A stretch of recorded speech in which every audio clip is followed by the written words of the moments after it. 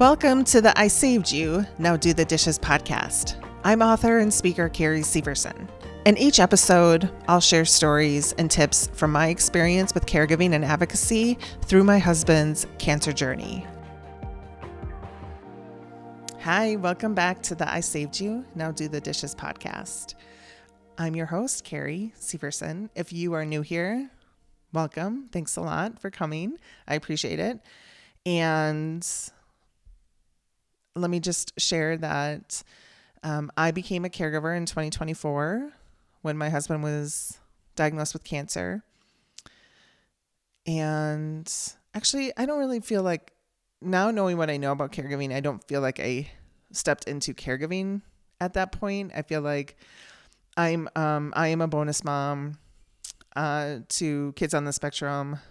Caregiving has been something that I've been doing for a while, but caregiving for a cancer patient happened in 2024. I share my story. I share my husband's story. I share tips. But over the last couple months, I've met so many caregivers. The more I share my story, the more people reach out and share their story, which is really why I wanted to do this in the first place. I would love to be a part of a company that works directly with caregivers, and help close the gap between caregiving and healthcare, because my experience in 2024 when I stepped into that role for my husband, it's not just caregiving, it's advocacy. And I didn't realize what that looked like before I was put in that position. I didn't understand how assertive I would have to be, or even how uncomfortable I would have to, this uncomfortable position I would have to put myself in and other people, just to make sure my husband got on the books. And, he had people removed from his team who were violating his patient rights. It is overwhelming and it's challenging. And the more people I speak to about their journeys, the more stories like mine I hear. So a couple months ago, I get this email from a pastor at our church, and she's like, hey, there's a family here who was put in a similar situation to you guys a couple years ago. Can you help them out? There's a meal train happening. Would be great if you offered anything you can. So I found the phone number to the caregiver, immediately reached out, introduced myself,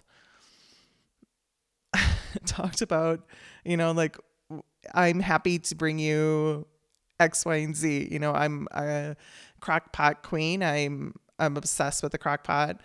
What do you want? What sounds good? So I made this huge Mississippi pot roast and all the fixings. Made some coleslaw. Made some glazed carrots. I found all these different buns, and I made sure they had enough for a couple of days. I head up to their house on a Monday, and I deliver this meal and listen to their story and what's going on and where she is in the cancer process and how he's doing with caregiving, and talk to their son. And then, they're going to the same hospital my husband went to. We had a very weird experience. I don't think our experience there was the norm. He fell through the cracks in a variety of ways. We were even told he fell through the cracks, and his patient rights were violated. So when you're in that position, when you're in the thick of cancer treatment and caregiving, the last thing you probably want to hear is a horror story of how the patient fell through the cracks and he was berated by medical professionals. And so instead of sharing my story and his story at that time, I said, let me give you some resources, right? Because the next couple of months might be overwhelming in terms of house responsibilities, maybe even driving responsibilities. You might have to take a lot of time off work. You might not have PTO. So let me give you some resources for like food cards and things like that. And I shared all local resources. In Arizona, Froth and Bubbles is a great organization. The Joy Bus is a great organization. And then nationally, Lasagna Love and Cleaning for a Reason. Those are 4 that I share a lot. And then before I left, I was just like, this can get overwhelming. So you tell me if I can help in any way. If you need me to check on you once a week, if you, need somebody to help advocate, or you're confused about X, Y, and Z, let me know. And he sent me a text the next morning and he's like, thank you so much. That was really helpful. We really appreciated your time. The big thing for me is I want to make sure I'm advocating for her the right way. And that still gets me because advocating for your loved one is overwhelming. It can be confusing. And I just responded and I said, you just have to use your voice. You have to ask a lot of questions. You have to call for second opinions. You have to be assertive. And a lot of times, so many of us aren't ever put in that position until we're there and until it's like an emergency situation, right? Life or death kind of thing.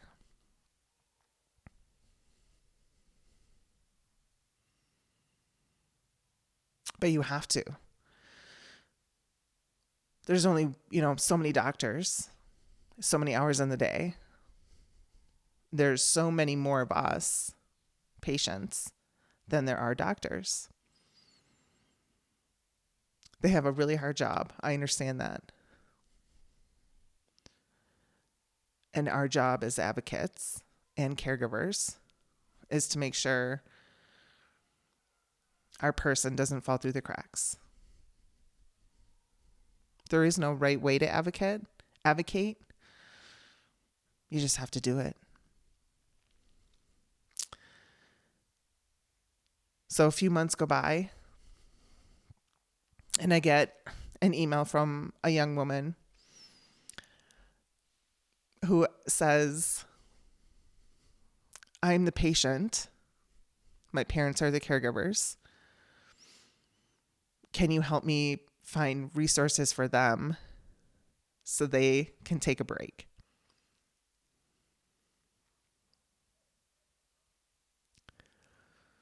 So whatever this is turning into, my role or this journey of sharing this,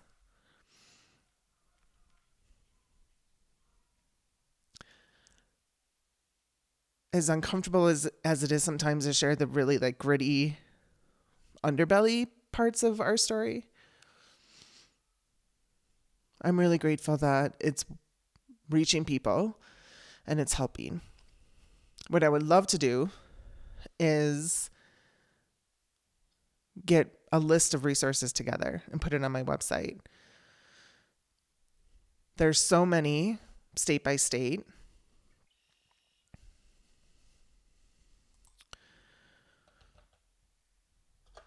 And you really just have to do the work to find where you are. But some national ones, National Alliance for Caregiving, City of Hope, Caregiver Action Network, are great places to start. And then from there, you kind of break it down into your state. This particular woman who reached out to me was in New Jersey. So I went on a rabbit hole. It took me all of 15 minutes to find state agencies, grants, funds, respite care agencies the organizations are there. It's just so oftentimes caregivers are in an overwhelming position and don't have the time or the energy to do the work themselves. So if you're listening to this and you are a caregiver and you have resources, I would love it if you would post them, comment wherever you're finding this. Email me, Carrie, Carrie, at tuvh.net. Send me a list of resources that you have. I'll compile them, put them on my website, or add them to some LinkedIn post or something for people to get access to. Yeah. My healing journey has been, up and down, emotional. I'm here on a solo trip in Sholo, taking some space to address the parts of my life that still need healing 2 years later. And I'm always surprised. That's, I think, what healing does, though. Like this, as soon as you start to pay attention to it, the things that you've ignored start to come up. And it's been a great journey. I am interested. This is what I think I'm interested in doing. This podcast has been super healing for me. It's been super healing for Gavin. It's connected me to so many organizations, to so many caregivers. I'm really interested in finding a place for myself and my experience to take into a company and act as a connector for caregivers, to provide resources, to support the caregivers. Director of caregiving somewhere. I think that's a goal I have. My heart is in this work so deeply. And had I not been in that position with my husband years ago, I really wouldn't understand the necessity, the tenaciousness, the assertiveness that comes with this work. And I would love to share and support. I am really interested in getting this book, I Saved You Now Do the Dishes, out into the world. I wrote it. I'm sitting on it. I don't know where it's supposed to go, but I'm feeling into that as well. So for resources perspective, why don't you tell me the ones you have? If you don't have any, find a way to get a hold of me and tell me where you're at, and I'll put a list together for you. You are not alone. In fact, there's 62 million family caregivers in the country. We're in this together. I love you. Please take care of yourself. And remember, if you are a caregiver, it's okay to have someone else do the dishes. Until next time.